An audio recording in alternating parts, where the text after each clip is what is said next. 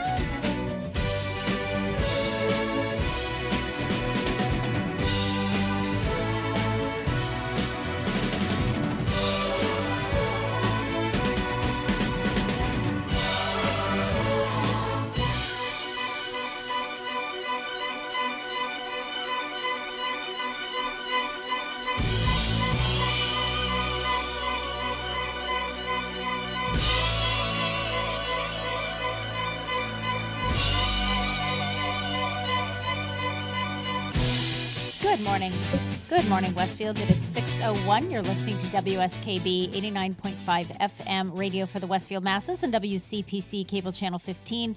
My name is Tina Gorman. I'm your Wake Up Wednesday host, and I'm in the studio this morning with the chairman of the board, Pete Coles. Good morning, Pete. Good morning. There you go. are. I was going to say, I'm feeling like microphones are... You could see my lips moving, but you couldn't hear me talk. I could see those lips going, but nothing coming out there, my friend. Yeah. All right, so how we doing this morning? A little tired. I don't know about... I had insomnia last night. Oh, you know what? I had it the other night, Pete. It is the worst. Right. But the good news is that by the time you get to tonight and probably tomorrow night, you'll be so exhausted that you'll fall right asleep, because that's what happened to me. But I had it the other night. Woke up with brain chatter, and that was it. I fell asleep like earlier in the evening. Like I fell asleep like around 5, 6 o'clock. And then I like passed out for like 2 hours. Yeah. And then I was like awake, and I was like, oh, well, I could do this, and I could do that, and I could do this, and I changed my room for my the trip down to Florida, and found out I could save $100 by cashing in some points. And oh wow. Yeah, so I just did a whole bunch of stuff. Like my brain was just like fully alive, and I was like, oh, I can do that, and I can do that, and I can do this, and I can do that, and I'm like, oh, it's 1 o'clock in the morning. Exactly. Then it's like, oh my gosh, I have to get up in like 3 hours. Please help me. Right. Okay. Yeah, it was that kind of a night. I totally understand that. And I don't know if you're like me. Like when that happens to me, I'm fine in the morning, but by around 2 o'clock in the afternoon, I'm dying. I am, that's when I can't sit, because if I sit, I'm just going to be nodding off. I'll get what in my family we call them snappies. It's when your head starts to snap because you're so tired. You're either snapping forward or snapping backwards. So I get, as long as I keep moving, I'm okay. Well, the problem is today I got to finish editing a project, so I might go home and do that. Yeah. Where it's quiet and I'm not getting, bothered by the kids and the noise here and stuff like that. I need to get it done. I've been pretty productive this week, but this is one project I need to get done. It's the Pops concert. I got to finish it. Yeah, for sure. I mean, I got a whole bunch of other stuff completed this week, but I was like, I was waiting for some stuff from Patrick Kennedy, and now I have it. Now I got to complete it. Pete, I am right there with you. I have my annual report that was due actually last month for the Executive Office of Elder Affairs. I got an extension on it because I had some family stuff going on, and they were very gracious. And then all of this other stuff started happening. And then same thing, like I did as much of it as I could. And then I was waiting for statistics from my staff, and then somebody was out sick. And so, it took me a little while to pull all the stats from everybody that I needed. And now I have them. And yesterday was a day of like putting out fires. And so that, wasn't getting done, but it's the same thing. It's like, now I have to get this done. Exactly. It's like, I got to get this done, because I know I'm going to be getting a call from EOEA or an email saying, okay, Tina, where's your annual report? And no excuses. But it's just been a challenge. Yep. And we've had subcontractors coming through to look at the second floor construction project. So hopefully we're just waiting for the permits, and then Cornerstone is ready to start, demolition and whatever they do. So I'm excited about that. But we've had a lot of people coming in and out of the building, and the subcontractors, need to see me and ask questions, and good stuff. But it's been a little busy and a little crazy. Yep. So now, in honor of all of the craziness and busyness in our life, Pete, this is for you and me. Today, March 22nd, is International Goof Off Day. I'm in. Yeah, listen, so we got to talk about this. This is so fun. So certainly a lot can be said about the importance of hard work and dedication to remaining productive. That being said, this day is just the opposite. Goof Off Day reminds hard workers that there is a time for all things, including a dedicated time for doing nothing at all, for a whole day if possible. So Winnie the Pooh said it best when he said, "Doing nothing leads to the very best something." And many people find that something to be a sense of inner peace, relaxation, and a day free from all the stress of, quote, doing. So it's time to take a cue from Winnie the Pooh and learn to enjoy Goof Off Day. But here's the history of Goof Off Day. Every new movement requires a visionary, a pioneer willing to push the boundaries of the ideas of their age and cause a revolution. For Goof Off Day, that visionary was Monica DeFore, a resident of Davidson, Michigan, who had quite simply had enough of every moment of every day being dedicated to doing something. It was this young person's mighty ambition that helped Goof Off Day become an international holiday in 1983, just 7 years after its first celebration in this country in 1976. As proof that genius isn't confined to age and wisdom, Monica was just 10 years old on the date of the day's creation, which started with the help of her grandfather. Once Monica explained the concept of Goof Off Day, a local newspaper grabbed hold of the idea and ran with it, starting it on the road to becoming everyone's favorite day. Perhaps it makes sense that one so young recognized the importance of doing nothing at all once in a while. Leisurely days spent daydreaming, hanging out with friends and family, and just enjoying all the wonders that life has to offer. These are the essence of Goof Off Day. Well, when I first read this, it was funny because I thought, this girl, Monica, was just 10 years old when she came up with this. And then I started to think about it, and I thought, good grief. For a 10-year-old, how much did she have jammed and packed into her day? And I think sometimes as parents, we, especially with young people, we tend to overplan for them. And I don't know about you people. When I was a kid, my parents, it was like, all right, go out and play. And that's what we did. Right, You yeah. went out, you played with your friends, you all fought and decided what you were going to play, and It wasn't so structured. It wasn't so structured. You just went out there and you did it and you ran around. Come home when the lights are off. That's it. When yeah. the lights go on outside. Yeah. That was true. That was true. And when I was a kid, we had the fire. We had a local. It was all volunteer firefighters. Oh, tones, the horn. Yep, we used to have the 5 o'clock whistle. It blew every day at 5 o'clock, and most kids knew it's like, it's 5 o'clock, time to get home because dinner is going to be on the table Right. soon, and that was our signal, and you could hear it throughout the whole town. So that mothers didn't have to be screaming out the porch door, and it's time to come home. You heard the 5 o'clock whistle. It's Prince Spaghetti time. Exactly. All right. So how to celebrate Goof Off Day? Well, the most important part of celebrating Goof Off Day is that people are not required to do anything that doesn't seem fun to them. Consider a few ideas that might help with goofing off and get rid of all of the negative vibes that surround work and productivity. Okay, you can make it a pajama day. For those who find goofing off to be more fun at home, declare Goof Off Day a not getting dressed day.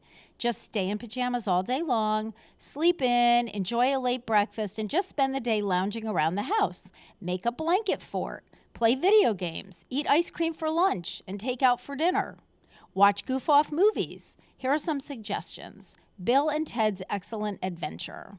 That was done in 1989. Dumb and Dumber, that was done in 94, a comedy starring Jim Carrey and Jeff Daniels, who go on a ridiculous road trip to return a briefcase of money to its owner and have silly mishaps along the way. The Breakfast Club from 1985. This movie features 5 students who spend the day goofing off at school when they are confined to Saturday detention. And American Graffiti, done in 1973. Before he directed the Star Wars films, George Lucas directed this comedy set in the 1960s about a group of teenagers who are basically just doing a whole bunch of nothing. Make work fun. So for those of you who do have to go to work, myself included, not everyone has the luxury of taking the day off on Goof Off Day, but that doesn't mean the day can't be enjoyed and celebrated anyway. This is a great day to wear a funny hat to work, sign emails with a silly pseudonym, or play ridiculous music through headphones. Put a shirt and tie on backwards today. Anything goofy that might make someone laugh will do. Then take some time and hang out at the water cooler chatting with your coworkers. After all, hydration is important. After work, be sure not to start doing productive things. Whatever you choose to do on International Goof Off Day, don't let the poisonous idea that every day has to be productive get in the way of having a good time. The big goal is getting to the end of the day having accomplished absolutely nothing. That's the bottom line, 'cause Stone Cold said so. Thank you, Pete. So that one, I actually had to do that one for me because, Miss Productive over here. Yes, we know. I have to be reminded that it's okay to goof off once in a while. I have to give myself permission to just not do anything. It's funny though. I was raised, and I think this is part of what's so difficult for me. I was raised in a family where productivity was sort of key. Yeah. And in my family, when I was growing up, you never just sat and watched TV. If you were watching television, you were ironing, mending, polishing shoes. There was always some other thing it was kind of a mindless thing, but they were all the chores and tasks. And, back in that day, I was a baby boomer. So I have 3 brothers, all my friends, we had big families. So there were a lot of chores to do. And my family was fine about, my parents were great about it. It's yep, you can turn on the TV, but, you got to be polishing silver because, Easter's coming and, we need the silverware polished. You can do that while you watch TV. So it's hard for me to kind of give myself, and I really do, I have to give myself permission to just say, okay, you don't have to do anything. You can watch TV and just watch the show. Right. You don't have to be doing something at the same time. But that's hard. And I know for some people, it's super easy, but for others of us, it's a little bit more challenging. So we need a special day. So today is International Goof Off Day, just to remind us that we're allowed to do that. So I see that my guest is waiting in the wings. We have a full slate today, Pete. We have Dr. Akinyele Lovelace, a primary care physician from Family Medicine Associates here this morning. He's kind of like our resident primary care physician here at WSKB, WCPC. So he will be here this morning, and it is National Kidney Month. So we're going to be talking about kidneys and what they do in kidney health and so forth. So Dr. Lovelace will be here first hour and second hour. It is the 4th Wednesday of the month. So Joe Rouse, Director of Public Health, will be joining us. And when I asked Joe what we're going to talk about today, he said, we have not talked trash in a while. So we are going to be talking trash with Joe Rouse. And so we have some other fun things going on as well. So let's take a break. And we have, as I said, we have Dr. Lovelace waiting in the wings. And this is his special theme song, written and performed by his father-in-law, Diamond Temple. He wrote this just for this segment of the show, which is pretty special. It's called Call the Doctor. You're listening to WSKB 89.5 FM radio for the Westfield Masses and WCPC Cable Channel 15. We'll be back with Dr. Lovelace. Got this monkey on my back, got like nipping at my heels, turning on my wheels. What's this pain in my chest? No, I really don't want to gas. Appointment overdue. See, Joey Island when I woke up yesterday, and I can't remember if I took my meds today. It's alright, I won't remember anyway. Rock it like a two-step, then call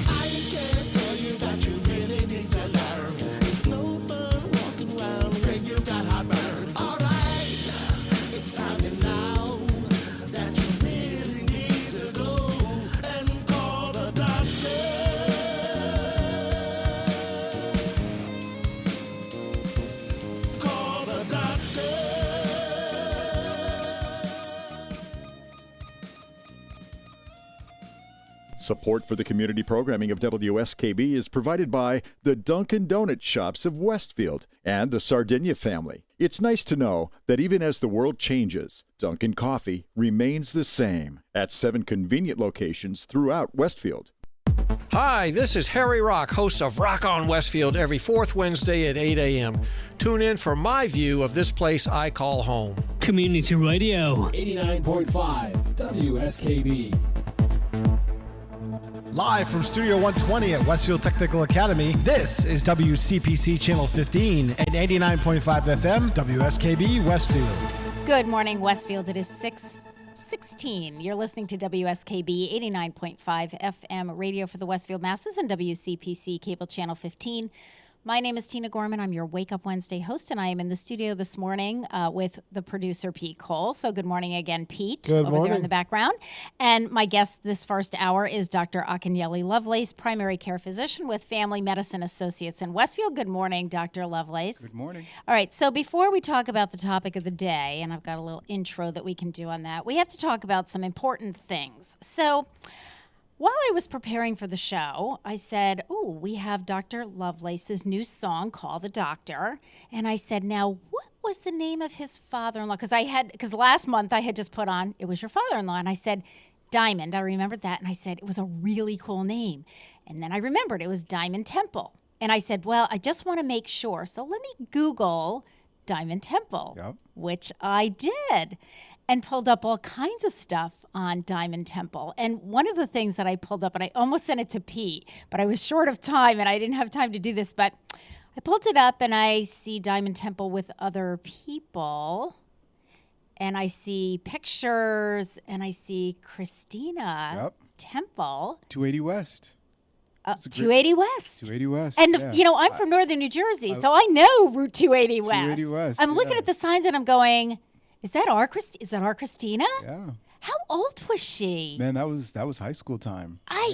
Amazing. She looks, I'm looking at her going, that's Christina. Yep. She looks she looks fabulous anyway, but I'm thinking to myself, how old is she now? Because she looks gorgeous, but she doesn't look like she's in high school if she was. So she sang with them? The whole family sings, like the entire family. My God, like the entire I was. family is musically inclined, so it's impressive. It's incredibly impressive. When I first, my first day going over to the house, it was literally a jam session with music artists and drums and basses, and it's just a very musically inclined family. Oh my gosh. Well, there was one song that they had done on one of the videos, and I mean, it was so cool. Yeah. We're going to play it next month because it was just. It's amazing to be around creatives in that way. I've had the pleasure, my dad's an artist. He's art teacher, artist. And so it's just so interesting sometimes for those. I don't know if I have that kind of creativity talent in that way when I think I can hold a note, but but some people just have ability that's just amazing, and you'd like for them to share it as much as they possibly can. So I always root for my father-in-law to bring 280. I always wanted to bring the band back so that they could and do it so again. Explain I understood right away when I'm looking at the videos. I'm from northern New Jersey. Yeah, I know exactly where this is coming from. 280 West is a highway, right in northern New Jersey, and so I just thought it was I thought it was such a fitting name for the band and for the group, and so it was fun to see that style of music. It was. We great. have access to a studio where we could record something. Oh, I got to tell you, it was just the coolest thing. I'm looking at this going. That's because I pulled it up and I said, ooh, this is a great song. And then they start flashing pictures and I'm going, whoa, Christina. That's our Christina. That's Dr. Lovelace's wife, Christina. Yeah, it was an amazing thing to watch and just to be a part of. That is amazing. So what's really amazing to me too, now that I'm really getting the whole story. So we've got Christina's family, very musical. Your dad, an artist that I didn't know that. And your mom worked, she was on Sesame Street. She was in of children's so I mean, she was in that sort of productive, and you're a physician. So it's really that right brain, left brain, that's unusual. It's very unusual, but I think the key thing to it both, I think, is there's something called the art of medicine. Yes, I was just going to say the right? same thing. And so I think that that's where it kind of comes into play, where you can utilize that kind of analytic thought in your appreciation for numbers and things of that sense, but then also have that kind of sense and appreciation for being. Yeah. And appreciating what each person can bring to the table in their own way. And I think that's the value of art, right? Art a lot of times is that person's personal expression and your ability to just kind of look at it and to absorb it and to take it in and to be in the moment with that person at that time, I think is unique. And I think being a child who had to sit and be in many museums in his lifetime, as his father got his master's, and it just creates a different type of sense of appreciation for art in that way. And so, I'm kind of an interesting calico cat, you could say, in regards to just all of those different colors and arrays that come together that create this kind of concept of how I approach medicine and how I approach people in my day-to-day travels. And how do you think that affects? This is so interesting, but I just think it's that blend of sort of that holistic. How do you think that's affected you have 2 daughters who are now getting older, which is amazing to me. But we've been doing this a long time. How do you think that's affecting them? Are they how do you think? I think it allows us to have a more diverse approach to excellence, right? Okay. And acceptance of it has a lot to do with having a better concept of what success looks like for you. Okay. And what you really want to do in life and what genuinely makes you happy. I think for me, a lot of times growing up, I'll tell everybody, I love to play the trombone. I love to be in the jazz band, right? Okay, But there was this connotation kind of growing up within our household that, music doesn't necessarily pay the bills. Right. Right. Yeah. And so that kind of creativity part of your existence got dulled down a bit. Yeah. Right. Yep. I think I don't necessarily agree with that anymore. Right. And having now been or brought in or is now a part of a family that's more musically inclined, music itself creates its own sense of opportunity. And so how you define success within being a creative, I think is so much more important now than it's ever going to be, because a lot of the things that we do currently will probably be, to some extent, automated to a certain extent. Yeah. And so I think as I am now looking at how my daughters are absorbing what's going on in the world, I want them to have that creative sense just as much. And so I encourage, understanding, history and science and math just as much as I would encourage dance, art, singing, right? All of those things are so important because they create that unique person. And I think when you don't get the opportunity to like bring that up, there's a void that's put there. And so you're always left with, well, what if I did just practice a couple of more notes on the trombone? Would I have been, Right. We used to call that well-rounded. Exactly. And I think that I think that's so important to continue to have and to continue to create that kind of platform to allow that to occur.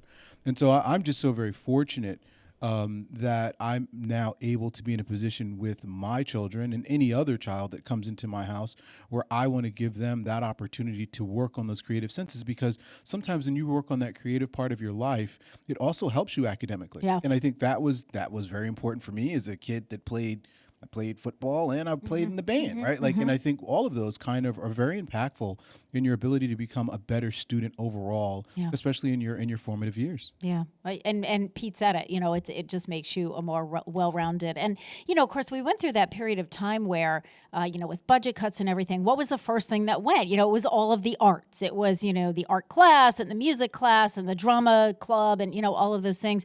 And I can remember at the time, because people were like, well, we need to focus on math and science and, English and writing. And absolutely, those things are all important. But I also remember there was a huge uproar from the, sort of the artistic community saying, these are not just like the frivolous, we think of them as like the extras, well, they're not really important. And my concern with that is always when we do these tests and we're doing these measures, what are the value of the measures that we're actually utilizing here? Like what are we trying to achieve here, and what type of what type of community are we trying to build? And I think that's really the overall question that we always have to kind of circle back to when we look at education in our school systems is, what are we actually trying to create within our community that has real value that we're going to enjoy and appreciate? Yeah, for sure. Well, thank you for that discussion. That was really interesting. But what an interesting family you have. And, you know, I have known Christina for many years through, you know, just her volunteer work in the community and so forth. And I have to tell you, she never ceases to amaze me. Yeah, you'd be surprised what people do, you know, what they've been through and their talents. And that's why I always think it's just so important to kind of, you just never assume. No. Because people will surprise you every time. You know, they really do. I mean, because Christina is very, you know, she's very task-oriented and, you know, she gets the job done. And, you know, I've told this story many times when I had met her once or twice, and she was helping at the Thanksgiving food collection, and we were over in Westfield Technical Academy. Pete and I we were doing the show, and we were up on the stage, and I'm watching this woman just like running all over the place, and she had her little, you know, like her little leggings on, like she was right out of the gym, and you know, and I said to Pete, is that Christina Lovelace? I've only met her once or twice, and Pete said, yeah, that's Dr. Lovelace's wife, and she's running all over, and I said, I want her on my friends board. I mean, she's like directing traffic, and those cans go over there, and those turkeys go over there. And, you know, she was like the right-hand person and just, you know, energy abounding. And so that's the way I think of her. And to see her on this video, you know, and the musicians, and I thought, oh, well, that is a side I had not seen. Well, just imagine, you know, I had the good fortune of being...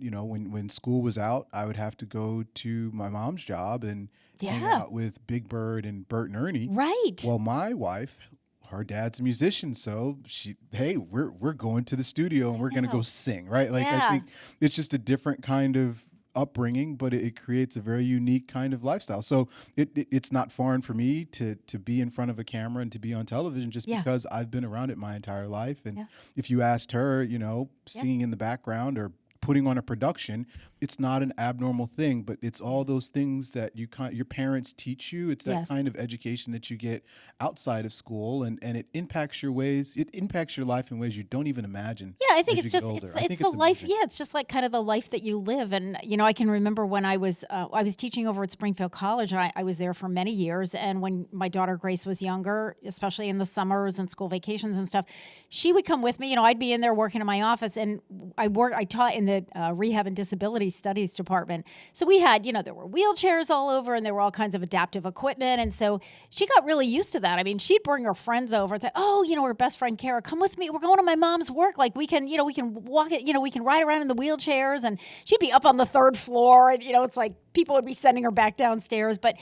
And she was really comfortable on a college campus. I mean, that was just, you know, there were kids hanging out, and to her, she thought, well, everybody's mom doesn't your mom work out, you know, and this kind of thing. And I think it's the same, you know, like idea. Sesame Street, music, you know, it's just, you know, those bringing your kids to work can be really amazing experiences for your children. Impactful in ways you don't even imagine. Yeah, that's exactly it. It's funny how they process that. All right. Well, my guest this morning, if you're just joining us after we've had this really amazing philosophical discussion about the arts, is Dr. Akinyele Lovelace. Well, see, they need to see all sides of us, Akinyele. They do. So I think it's important. I do. I agree. It paints a wonderful picture. I agree. All right. So the topic of discussion today is kidneys. And so before we get into that, before I have Dr. Lovelace kind of start with whatever he's going to talk about, I'm just going to do kind of a basic intro, and then we'll take a little break, and then we'll kind of get into it. So March is National Kidney Month, and did you know, and I did not know this, that kidney disease is often referred to as a silent disease because there are usually no symptoms during its early stages. In fact, as many as 90% of Americans who have chronic kidney disease don't know they have the disease until it is very advanced. The good news is the earlier you find out that you have kidney disease, the sooner you can take steps to protect your kidneys from further damage. Finding out if your kidneys are struggling before you have symptoms gives you the opportunity to make changes to help keep your kidneys healthier for longer. Even if you have symptoms, you can take steps to slow the disease. So first of all, you want to know your risk. Even if you feel healthy, if you're over 60 or you have risk factors like diabetes, high blood pressure, or heart disease, consider talking with your doctor about getting tested for kidney disease. Your doctor can use your test results to work with you to develop a kidney care plan. Having a plan may reduce your risk for serious health problems like heart attack and stroke and give you more healthy moments. Schedule your test. Your doctor will use 2 quick tests to check for kidney disease, a urine test to check for damage, and a blood test to check how well your kidneys are removing wastes from your blood. If your kidneys show signs of damage, your doctor may refer you to a kidney specialist called a nephrologist or recommend annual or more frequent testing. And finally, follow your kidney health. Your doctor can work with you to create a treatment or monitoring plan that fits your lifestyle, mobility, health status, and dietary needs. Your plan may include managing your existing risk factors for kidney disease, collaborating with a registered dietitian to create a meal plan, or getting help to quit smoking. Because chronic kidney disease is progressive, it is very important to continue to follow your kidney health and to update your care plan as needed. So that's just like our little intro here. So what we're getting, little intro gave Dr. Lovelace just a few things to get into. A little. You know, a lot. It's so funny because funny. a lot That's of this great. reminded me of, and we could talk about this later. But you know, a lot of this reminded me like sort of colonoscopy. You know, and just how you want to get early detection and then kind of learn, you know, figure out what's going on over there. Okay, I see where you're going. You know what I'm saying? Just a matter of, I you know, see where you're going it's with because it's the same type thing where you may not have any symptoms and you may feel bad. And how many people have said, well, why do I really need that? Well, hopefully everything's going to show that it's fine. But we'll get into that. Get into Doctor, that. the look on your face was I know. this. Well, that's okay. Tell him to sail! All right, let's take a break. We're going to get back into it. Dr. Lovelace is going to carry us through with kidney health. So in honor of International Goof Off Day, we're going to play 2 songs for you during Dr. Lovelace's stint here. So the first one is called The Lazy Song by Bruno Mars. You're listening to WSKB 89.5 FM radio for the Westfield Masses and WCPC cable channel 15. We'll be back. I don't feel like doing anything. I just wanna lay in my bed. Don't feel like picking up my phone, so leave a message at the tone. 'Cause today I swear I'm not doing anything. I'm gonna kick my feet up, then stare at the fan. Turn the TV on, throw my hand in my pants. Nobody's gonna tell me I can't.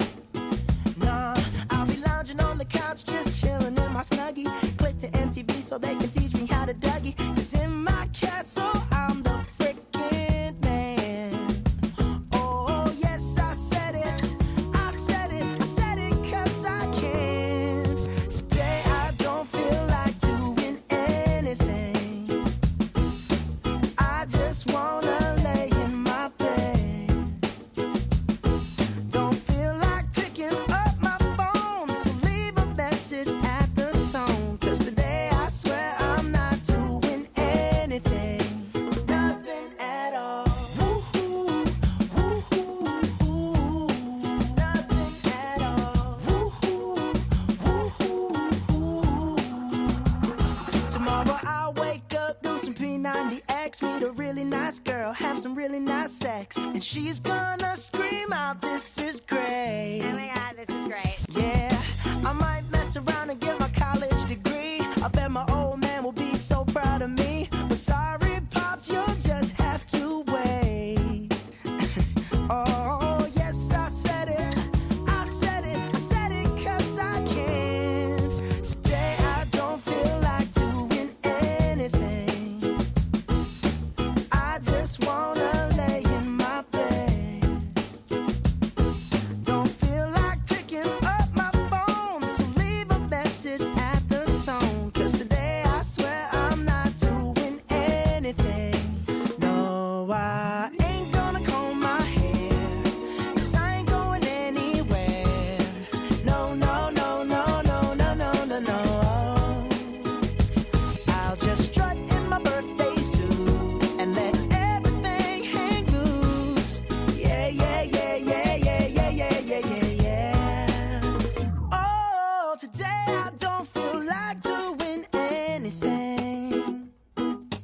I just wanna lay in my bed.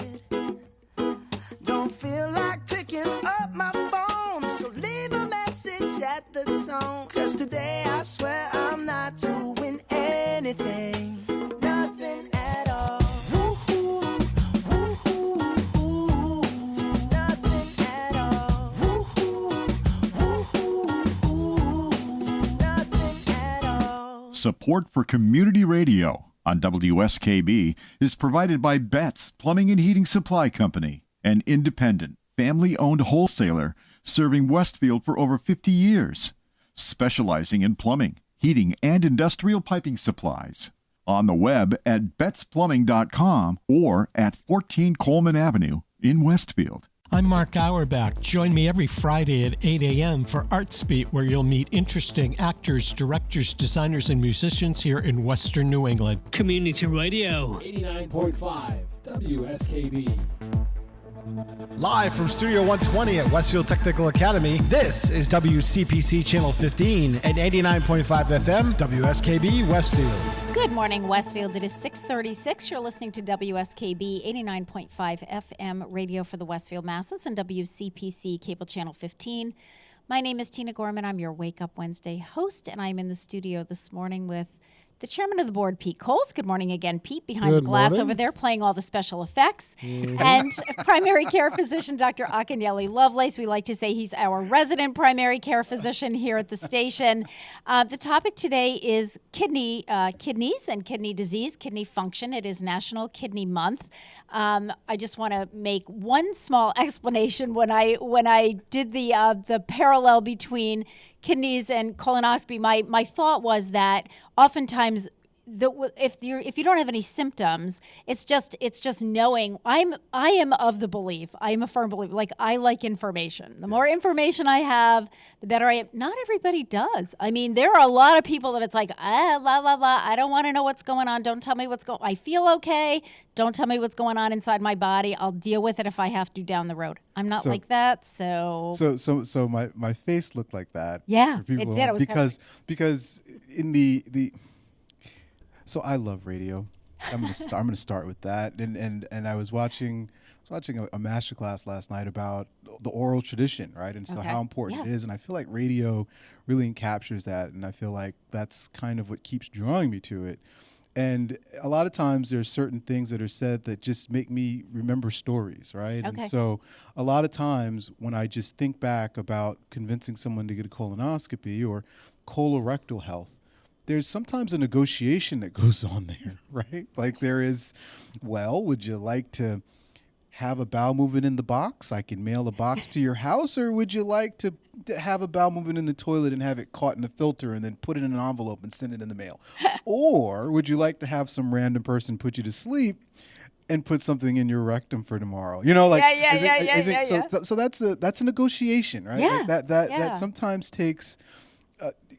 That's the art, right? Like that's the art part of medicine, right? Most people look for the path of least resistance. Back to the art. Very much so, right? Very. But people are. But you know what? Patients are all different. Yeah, but patients are very different. And so, so that's one aspect, right? And then the other aspect when it comes to chronic kidney disease, and what we're here to talk about today is you're right? When it comes to, we're not always really aware or thinking about it, and a lot of times when I think about it, or just in my experience, I usually have people who will come to me a lot of times and they'll say, my kidneys hurt, right? Or they'll say, I feel like my kidneys hurt. Well, or I'm having a bladder infection, and so a lot of times we kind of deal with the notion of even, where are your kidneys, right? And what do your kidneys do? And what do they do? And I think that's more important. Correct. And so a lot of times I'll have people that'll point to their lower back. They'll even point to their butt and be like, that's my kidneys hurt. And I'm like, well, it's not really where your kidneys are located.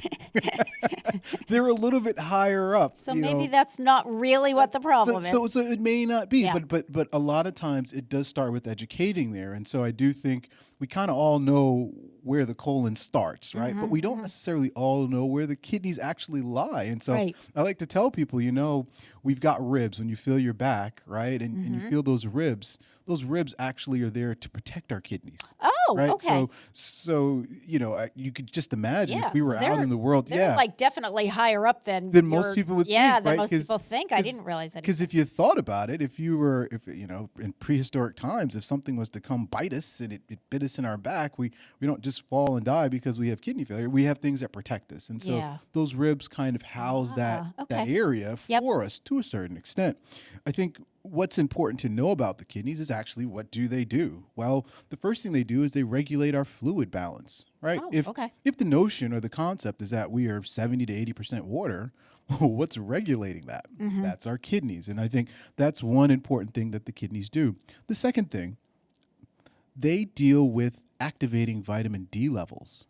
And vitamin D levels are important because they help calcium and phosphate.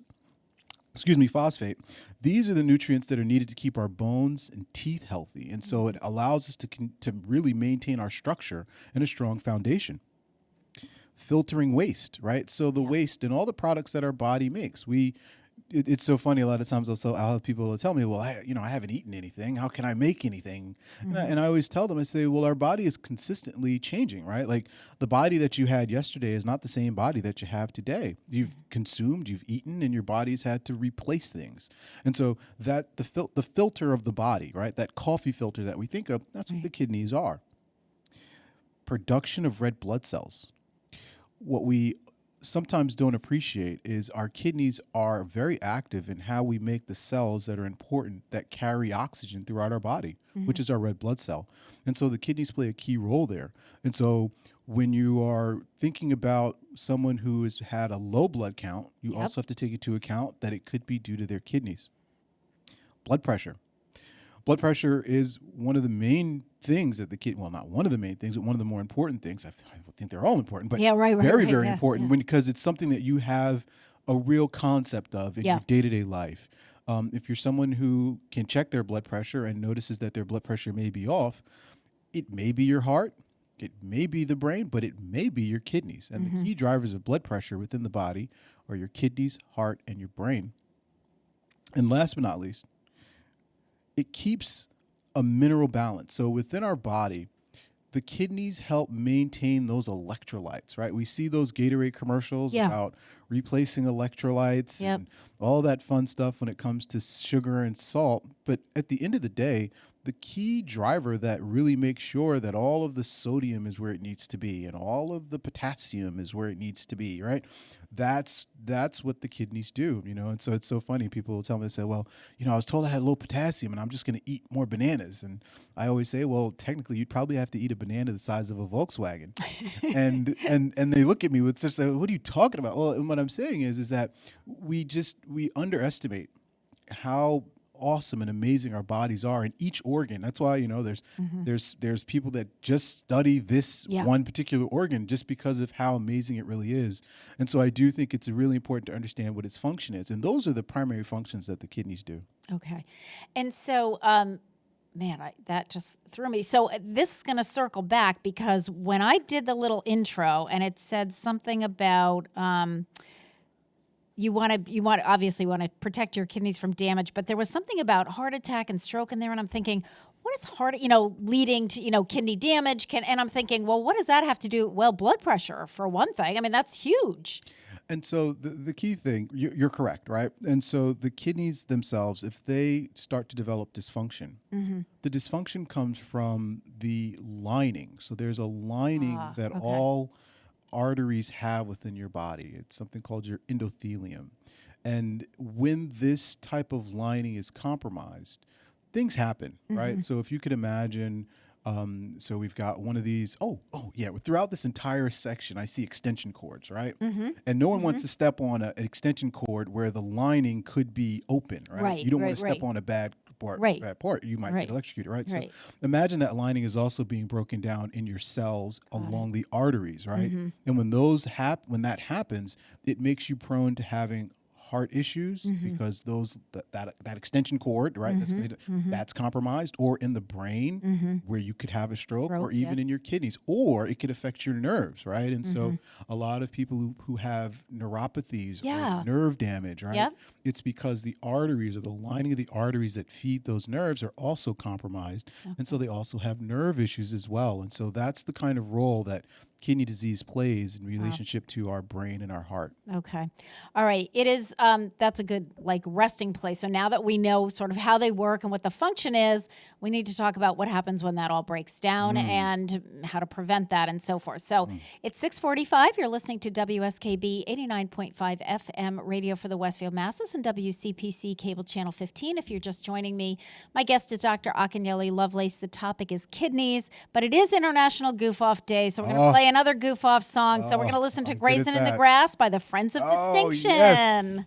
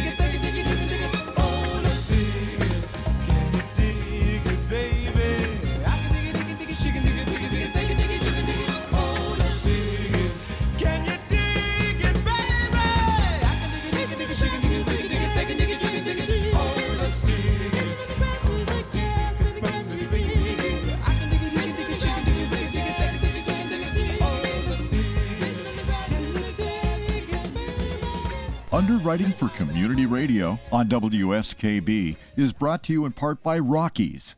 Over 30 convenient locations throughout Massachusetts, Rhode Island, New Hampshire, Connecticut, and Florida. One of the nation's largest ACE dealers.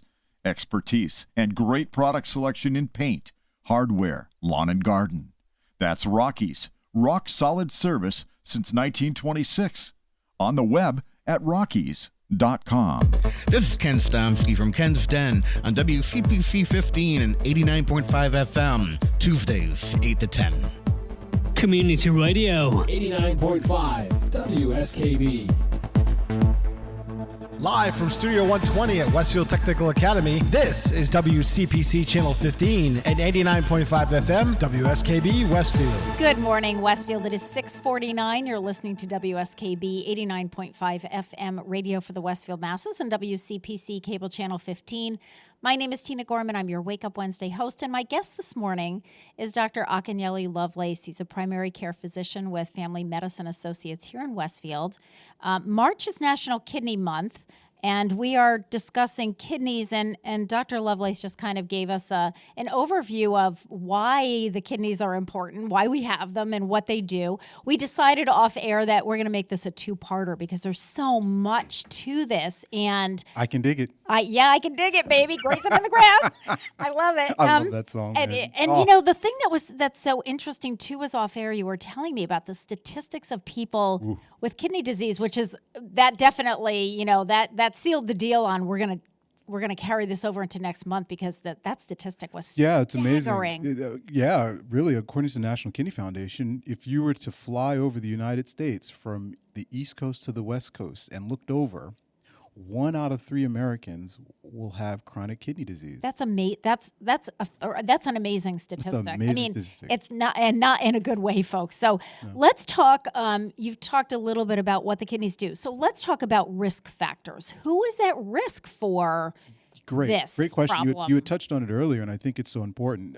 Diabetics, high blood pressure, over the age of 60, and a family history, right? Those are the risk factors right there. Now, other things, if you smoke cigarettes and you took a lot of anti-inflammatories in your lifetime, also play a role. But those are the big hitters right there.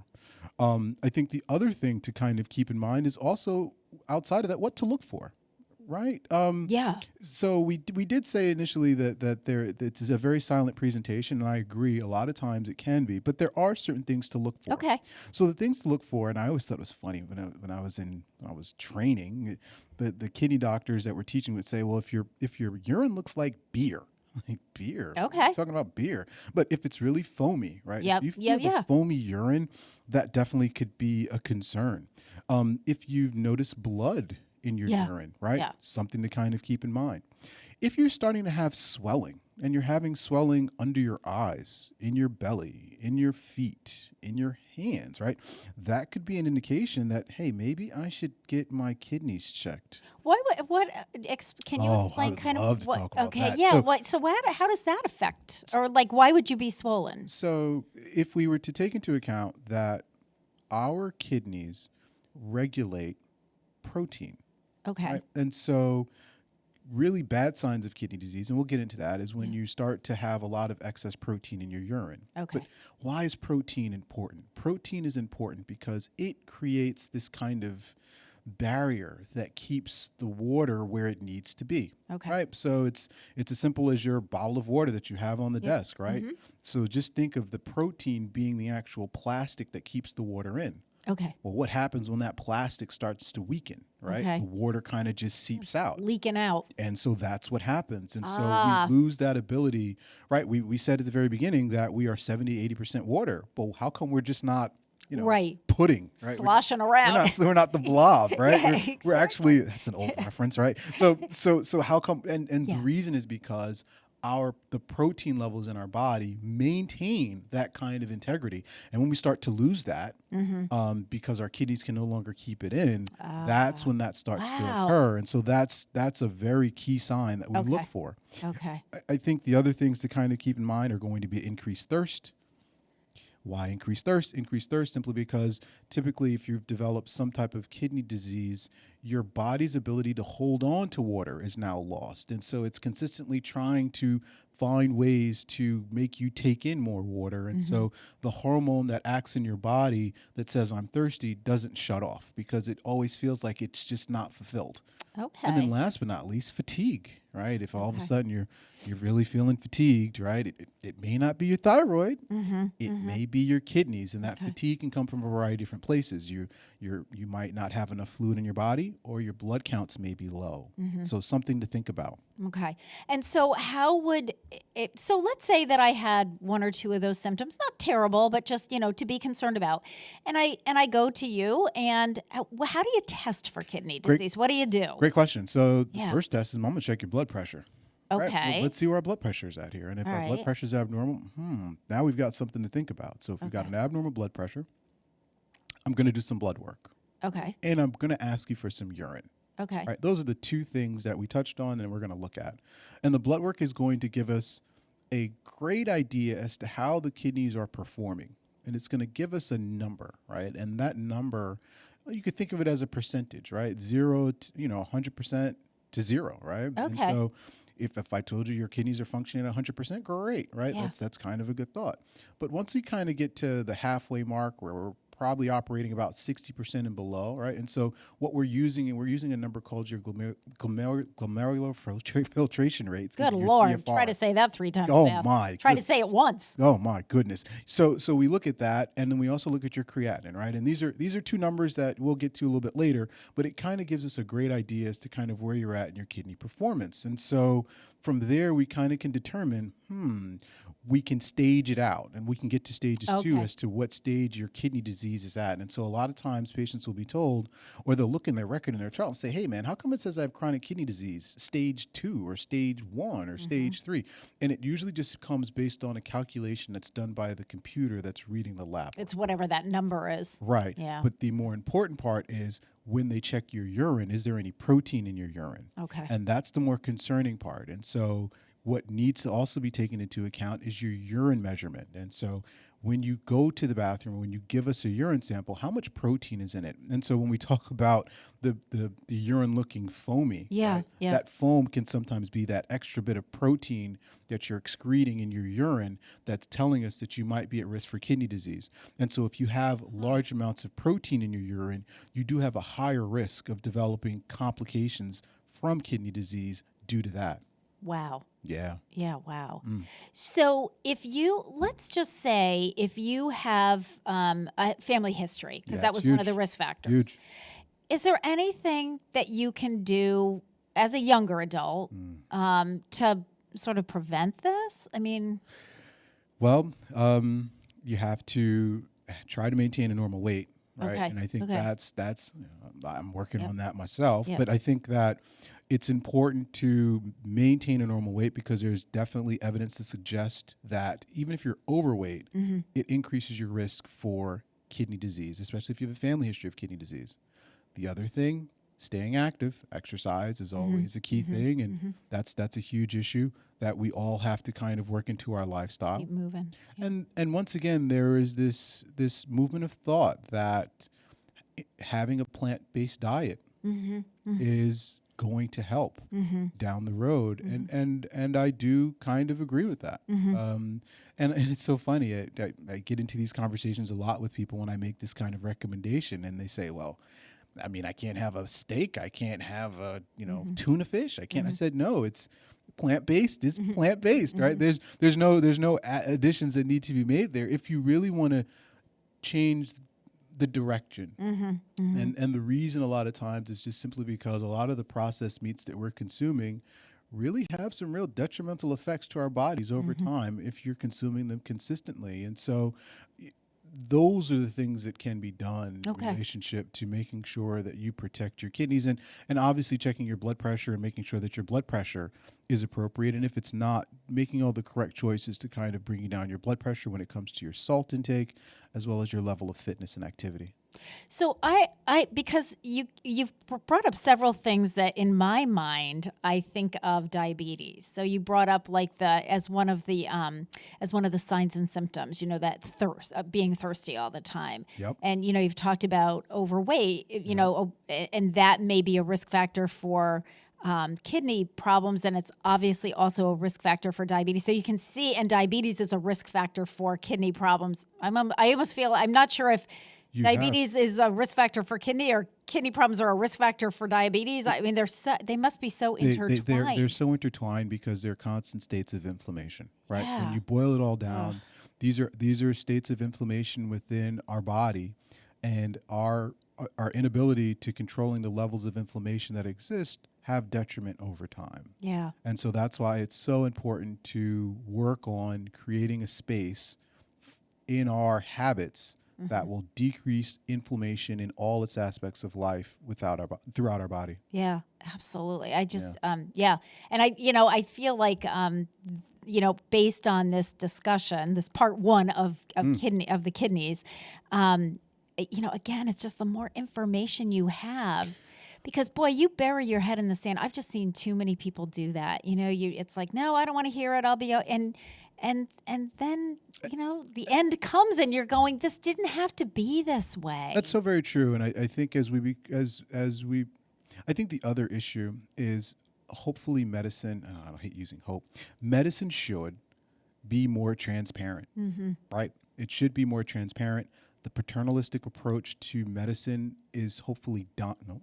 The paternal approach to medicine is dying. And I'm happy to see that because it's up to the patient to also make the decision about the choices in relationship to their health and understanding the consequences and just being told what to look for down the road. And so I do spend a lot of time telling patients, they say, well, I don't feel it, I don't see it. And I say, I understand. I also know that you're not a physician. And I also understand that you haven't been doing this for 15, 20 years. I've had the privilege of understanding what it looks like to go from A to B, right? I've done this journey multiple times. And so I just would like for you to trust that what I'm saying to you is something that could happen to you if you don't make a change.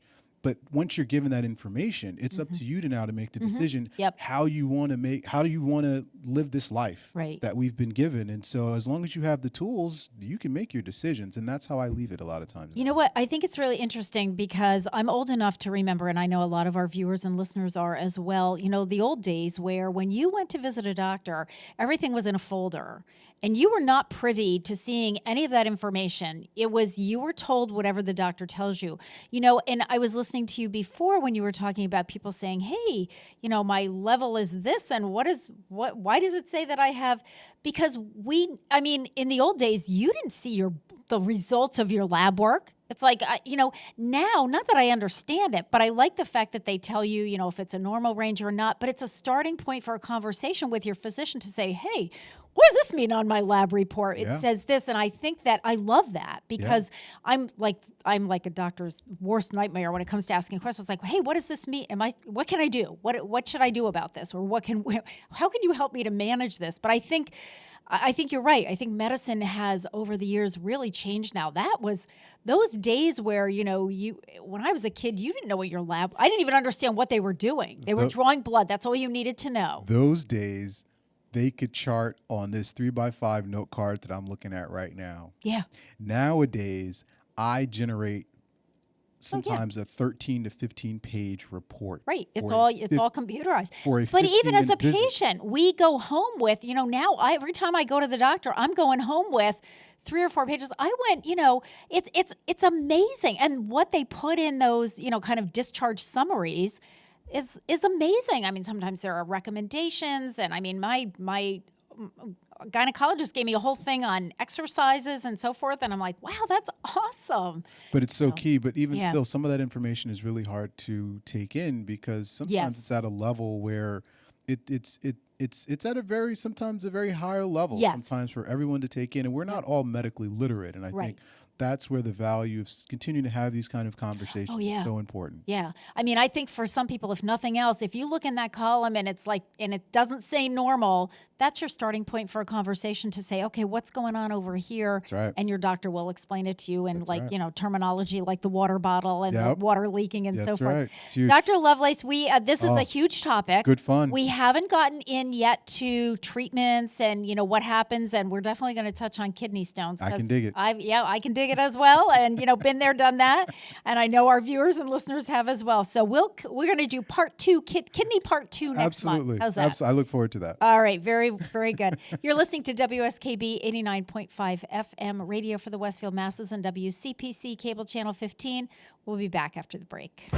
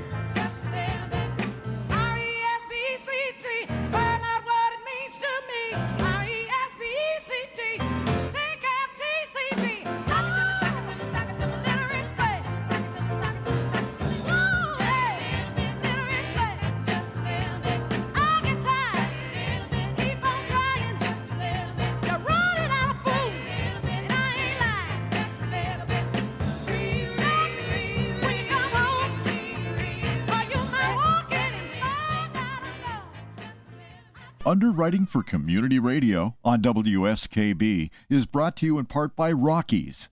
Over 30 convenient locations throughout Massachusetts, Rhode Island, New Hampshire, Connecticut, and Florida. One of the nation's largest ACE dealers. Expertise and great product selection in paint, hardware, lawn and garden. That's Rockies. Rock solid service since 1926. On the web at rockies.com. Hi, it's Bob Plass, and I have Wow, It's Tuesday. Every Tuesday, 6 to 8. Wow, it's Tuesday. Community Radio. 89.5 WSKB. I did it!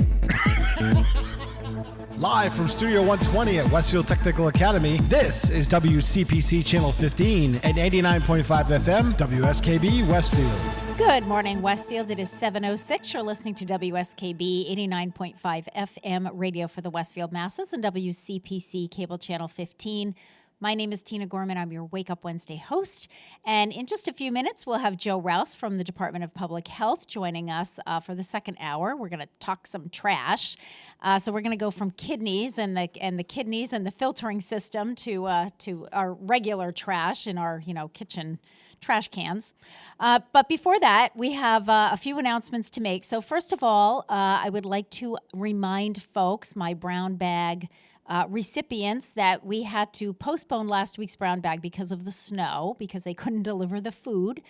And people kept saying, well, can't you just still do it on Wednesday? Well, we were here on Wednesday, except that the food wasn't there. So we didn't get the food until this week.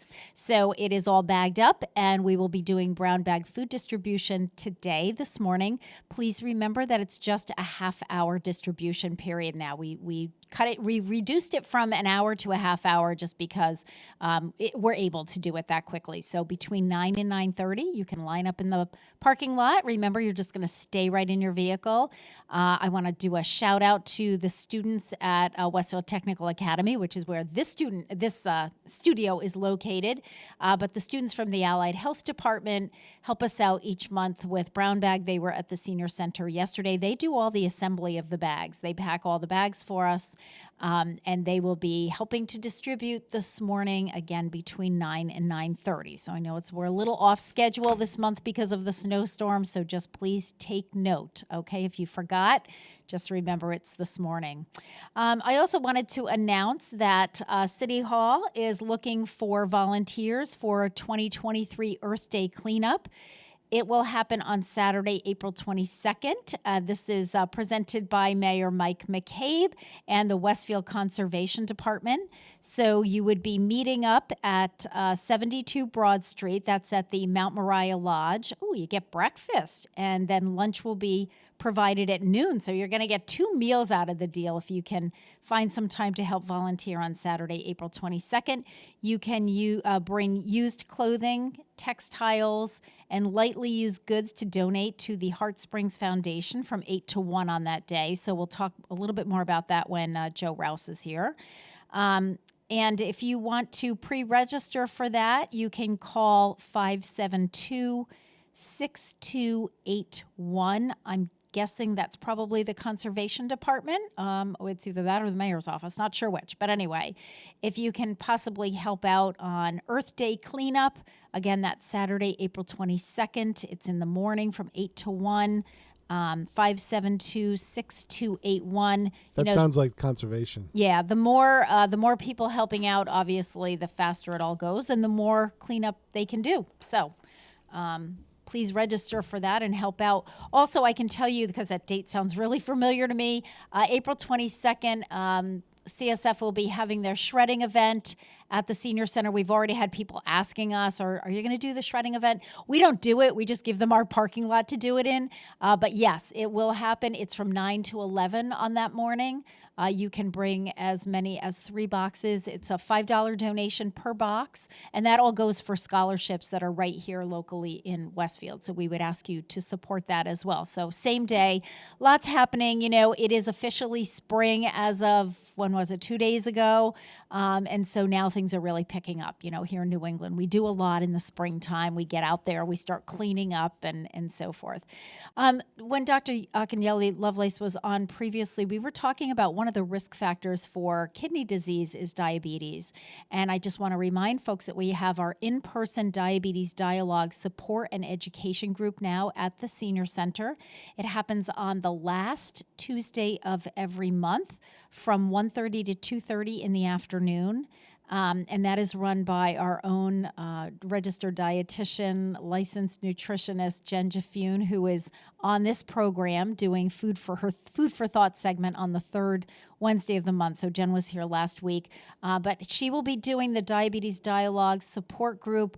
This month it is on Tuesday, March 28th. So that's coming up next week. So there's your reminder. If you would just call the Senior Center, just so that we know, we ask people to pre-register. We're not turning anyone away. We just need to know how to set up the chairs and how many people will be joining the group. So just call the Senior Center at 562-6435 if you would like to participate in this month's Diabetes Dialogue support and education group. And Jen really wanted me to remind folks that as much as anything, it is an educational session, and you do not have to be, you can be a diabetic, pre-diabetic. It could be that you just want to learn more about diabetes. You could be a family member or a friend of someone with diabetes, and you just want to learn more how to support them and help them to manage their diabetes. So all are welcome, please. Or, as Jen points out, what they talk about is just healthy lifestyle all the way around, so it's really appropriate for anyone. Also, we have Jeff Halls from Bay State Hearing Aids is now back at the Senior Center, also same day on the last Tuesday of the month in the morning. If you want to have your hearing aids checked or anything like that, you can schedule an appointment with Jeff. And the person who handles all the scheduling for that is our activities aide, Agnes Fleming. So if you would like to meet with Jeff Halls from Bay State Hearing Aids, you can call Agnes at 562-6435. And again, Jeff is at the Senior Center on the last Tuesday of the month from 10 to 12, but you do have to book in advance and I know March is already booked, I can tell you that. Believe it or not, we still have a few AARP tax appointments still available. We're kind of getting to the end of tax season. So if you need to have your taxes done, if it's a fairly simple return, we have a few slots. I know Mary's booking into April now. So March is pretty well all booked up. And they're only going to be doing the first week in April. So if you need to have them done, please don't wait any longer to schedule your appointment, because we need to send you the documentation so that you know what you'll need to bring with you to the appointment. So that takes a little bit of time. Don't wait till the last minute. This is the last minute. Okay, so we're kind of there. Reminder on Channel 15 this month, we have our senior safety program. Deputy Fire Chief Ben Warren for Retire the Fire Month did a program on senior safety that's aired on Tuesdays and Thursdays in the afternoon at 2:45. And our entertainment is the trad session that Pete Coles went and taped at the Irish Cultural Center. It's like a Celtic jam session, and he's airing that on Wednesday afternoon and Saturday evenings at 6:00, and then whenever else he can throw it in there during the month of March. It is an awesome filler. Actually, it's a good filler for any time, but it's great for March too. Yeah, it's wonderful for March. So, and just finally, I would like to I have to do a shout out, and my shout out is to the staff and the residents over at the Arbors. Some of you know that my sister-in-law, Donna Schaefer, was a resident at the Arbors, and Donna passed away at the end of January. And we are originally from northern New Jersey, so her funeral arrangements and everything was down in northern New Jersey. That's where her husband had been buried, and of course she wanted to be buried with her husband, Larry. So there was really nothing that was done up here, and so Gary and I worked with the staff at the Arbors, and we all decided that instead of a sort of a sad occasion. St. Patrick's Day in the Gorman family is a holiday second only to Christmas, and I'm not even sure if Christmas takes precedence over it. So we decided in memory of Donna and in honor of her, we would do a St. Patrick's Day celebration at the Arbors. It was a memorial celebration. It was absolutely fabulous. So thank you to the staff at the Arbors for helping Gary and me to plan that. And thank you to our very good friend Richie Mitnick and Ethel Lee, who were the performers for the day. And shockingly, Richie had never performed at the Arbors. I was so surprised. He said of all the places he's like, I think he's done every nursing home, assisted living, senior center, all of them. And he said he had never been there. We had such a wonderful time. And right out of the gate, Donna's best friend, Chris George, was up on the dance floor, pulling Gary and me into the dance floor. And it was just a wonderful celebration. And one of the residents pulled me down. She was sitting and she pulled me so she could whisper in my ear during Richie's playing. And she said, your sister-in-law, Donna, would have been having so much fun today. And you know what? That's what it was all about. So that was a great, sort of memorial celebration. So thank you to everyone at the Arbors for making that happen. It is 7:16. You're listening to WSKB 89.5 FM, radio for the Westfield masses, and WCPC cable channel 15. My guest, Joe Rouse, is waiting in the wings, so let's bring him in with his song by Andy Grammer, Good to Be Alive, Hallelujah.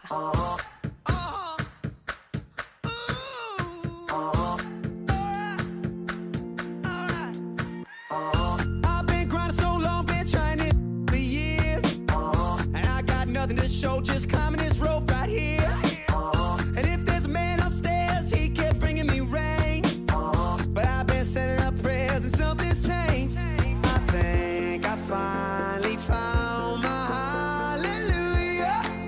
I've been waiting for this moment all my life now. All my dreams are coming true, yeah. I've been waiting for this moment. It's good to be alive right about now.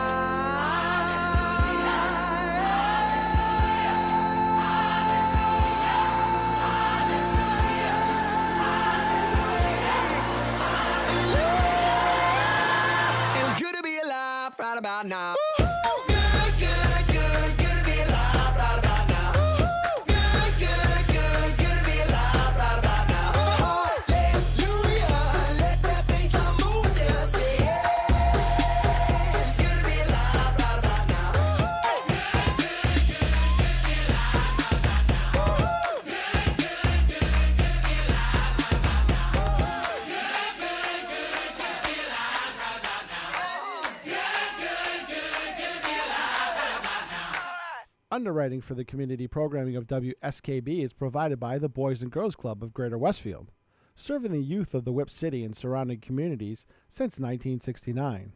For more information on the Great Futures Club for ages 3 to 5, happening weekdays, and the Club Teen Center for ages 11 and older, weekdays from 6:30 till 8 p.m., go online at bcgwestfield.org or visit the club at 28 West Silver Street. The Boys and Girls Club of Greater Westfield. Great futures start here. This is Ken Stomsky from Ken's Den on WCPC 15 and 89.5 FM, Tuesdays, 8 to 10.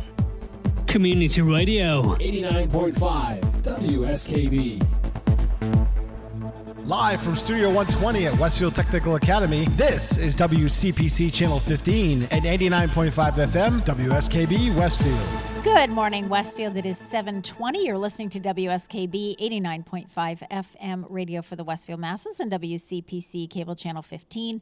My name is Tina Gorman. I'm your Wake Up Wednesday host, and I am in the studio this morning with Director of Public Health, Joe Rouse, who joins us on the fourth Wednesday of the month. I have to be careful, Joe, because we got 5 Wednesdays this month. That's right. So you do the Joe Show on the first Wednesday, but it'll be 2 weeks from now, you and your mom. We have 2 weeks of Harry Rock, so Harry's doing a special next week. Oh, he is? With the mayor.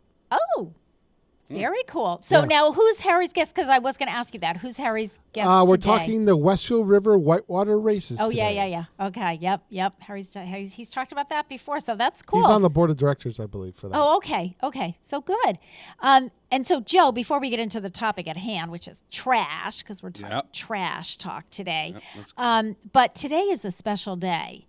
And you probably aren't aware, but my staff is aware that we have I didn't do any famous birthdays today because there's really only one famous birthday at the Senior Center that we need to talk about, and that is our nurse, Evelyn Bristol. Oh. Today is Evelyn's birthday, but this is not just any birthday. Uh-oh. Evelyn turns 60 today. Now, in our world at the Senior Center, everybody knows what that means. It means that officially, in Massachusetts, she is a bona fide senior citizen because Massachusetts defines older adult as 60 and older. And that means she can be put into our database in our My Senior Center system. So wait until Evelyn gets to work today and she sees her office because it is decorated appropriately with an application for My Senior Center, because we do that for everyone who turns 60 at the senior, all the staff who turn 60. She hasn't been there to see other staff members going through this, so she's not aware of what she's in for today. But I'll have to stop over. Oh, absolutely, you need to stop over because it's a special day at the Senior Center. And I just want to say, all kidding aside, Evelyn is fabulous. We were so lucky to have her. She's just done a great job, and a million thanks because she has taken over the medical equipment loan program, which is so time consuming. But honestly, the more that we do that program, the more that I realize you really need to have people who know what they're doing. Because people will come and they want to borrow medical equipment, and they're, it's just like, I need a walker. Okay, well, what kind of walk? There are a lot of different, and sometimes we're able to connect somebody with, we'll fit them with a platform walker, which they didn't even know existed, and it's like, wow, this is perfect. This is exactly what I need. But those are ones with the seat on it? No, those are rollator walkers. Okay. So the rollator has the seat. The platform walker, Joe, is really kind of cool. It actually you stand up straight with it, so you're not bending over. And it's called a platform because it's got an armrest here. Joe, we have a whole YouTube video on this. Yeah, we do. We have a whole YouTube video on all of this equipment. But that's what people will say. Well, I need a walker. And it's like, okay, well, do you want a regular walker, a regular folding, wheeled, a rollator walker? That's the seated kind. And there, people think, I want the one with the seat so I can sit down. But the thing about a rollator walker is there are 4 wheels. On a regular walker, there are just 2. A rollator walker, it's really easy for it to get away from somebody. So it's not for everybody. You know what I mean? So those are all the things that Evelyn is schooling people on when they're calling and, having a discussion. And she also will demonstrate, because a lot of times that's the other, and we'll adjust it, not all things are created equal. People, you don't want somebody leaning way over or, whatever. So we do a lot of the adjustments. She can do the adjustments right at the Senior Center when people pick up the equipment. So yeah, what a great fit that was. I keep saying it every time we bring her up, how great it was to get her into that perfect place for her. Yeah, and that's just like one little piece of what she's doing, but it's such an important one because I was doing that program, and I love the program. You know what? It's one of those programs where it's a really feel good program because it's very tangible. Like somebody comes and they don't have the stuff and they leave. And you can also put a dollar value on this stuff because I've had people call and say to me, oh my goodness, I didn't know about this program. Somebody told me about it because I was going to buy this. And then I found out it was going to cost me $400. I had one woman who came in and said to me, with all the, she was having 2 knees replaced, not at the same time. But she said, she figured, well, it would be worth buying the equipment. $600 for everything that they gave her a list of, you need this, because a lot of times it's reachers and grabbers and long shoe horns and a toilet riser. And, she said she went out and then somebody in her book club said, oh, you should go see Tina. They loan stuff out. So anyway, all of that. About Evelyn Bristol, our nurse who's turning 60 today. Happy birthday to Evelyn.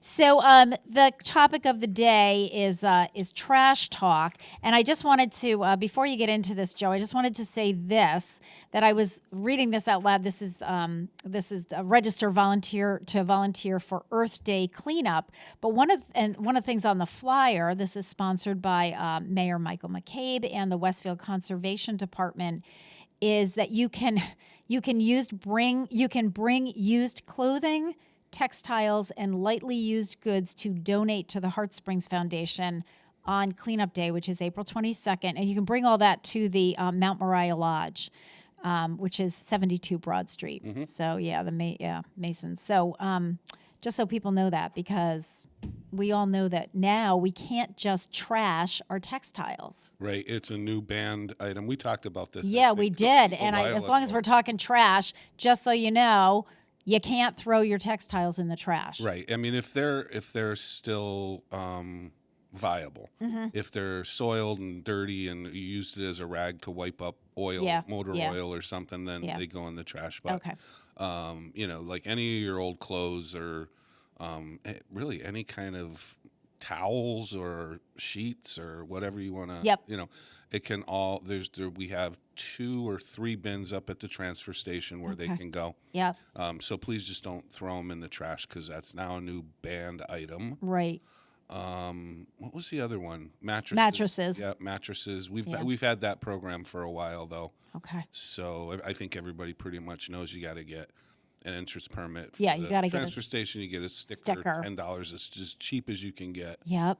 For a mattress. Absolutely. And box spring. So yeah, I mean, I feel like our whole trash system has been stagnant for as long as I've been here. Okay.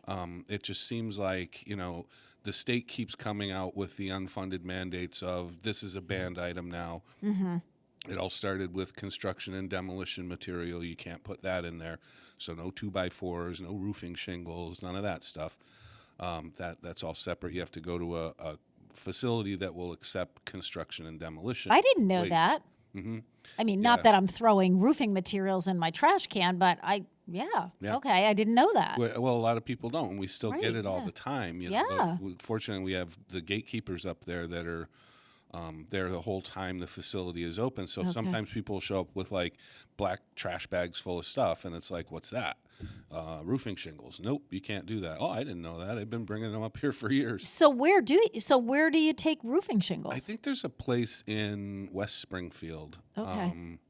I'm not exactly sure because those facilities also change as far as what they'll take and what they won't take. Yes. So before you go drive off anywhere, even if it's Bondi's Island or something like that, just check ahead of time. Make sure that they still take whatever it is that you're trying to get rid of. Most frustrating thing in the world for people, and I get it, is when they're trying to get rid of their trash and they're being told they can't. Yep. And you've just done all this work to load everything up, pack everything up, get all the way over there, spend the money you thought you were supposed to spend to get rid of it, and then somebody says no. Yeah. You can't do that. It's really frustrating. We've had this discussion. I was driving around with my cleaned textiles trying to dispose of them where and when I was supposed to. It's really frustrating. Yeah. It's like, hey, I'm trying to do the right thing. I'm trying to be the responsible, resident and so forth, but sometimes they don't make it easy for you. So it's true. Let's talk about Westfield trash. Okay. Where do you want to start? Well, so again, this has been the same system that we've had for years, ever since the landfill closed, which was back in the late 90s. We finally capped the landfill and then started a methane gas reclamation project, because all of that decomposing trash creates a huge amount of methane. And so you have to burn it off. You have to go siphon it out of the hill, goes through a whole system. And then we have a flare up there that burns off the methane so that it's not going out into the atmosphere as a greenhouse gas. It's the second largest percentage of greenhouse gas. So there's carbon dioxide, methane, nitrous oxide, and there's like fluorinated gases or whatever. But yeah, it's a big deal. And it's also because of that decomposition, and we'll talk about it a little later when it comes to recycling and stuff, is that if you don't burn that off, even at a small landfill like ours, it can create an explosive plume. Okay. So if that migrate, the turnpike hates it. They hate it when that flare's not operating, if it goes out for any reason. Okay. Because it could migrate over onto the turnpike side, so you have this plume of methane gas that if there's a truck driving down the road dragging a chain, creates a spark, and then boom, it can get down into the neighborhoods on Twist Street there too and settle there, so that's not good. So anyway, so since the landfill has been capped, we have this just primitive system of everybody just dump your trash in this area, have guy up there with the payloader who scoops it into a big roll-off dumpster container. And then whenever that gets full, we have a company that comes in and hauls it out of there. They then bring it to a facility in Holyoke, and wherever it goes from there is another landfill out of state. So we're still dealing with tons of... We used to, when we took curbside recycling up there as well, we generated 50 tons of trash a day. Wow. Just for little tiny Westfield, that's a lot. So I would imagine our total tonnage is still that, if not more. But we don't handle that much up at the transfer station anymore, because it's just drop-off stuff and recycling center. So something's got to give at some point. I mean, you see the escalating costs of the trash.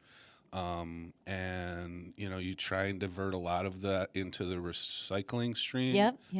Which, if we can talk about that if we want to take a break later. We'll talk about it after, because that's a big part of it too. So I think we get, like you said, you didn't, you were trying to do the right thing, and you didn't know that you couldn't throw this out or do that. I think one of the biggest problems is the education to people, and what stems from the lack of education is frustration that goes along with, well, you know what?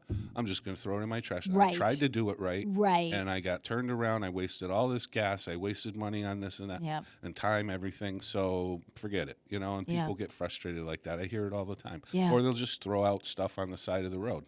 That too. That happens a lot.